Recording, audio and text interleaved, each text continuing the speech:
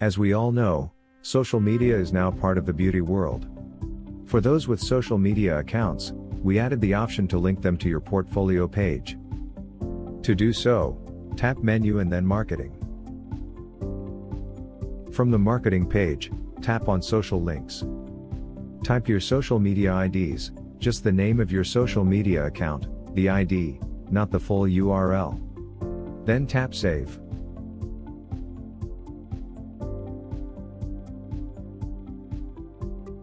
The icons will show under your portfolio page, and people can check them out.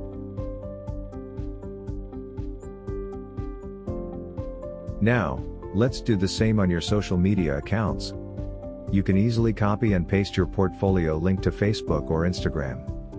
We will show you how to do it on Instagram. People visiting you on Instagram can tap on the link and schedule appointments with you.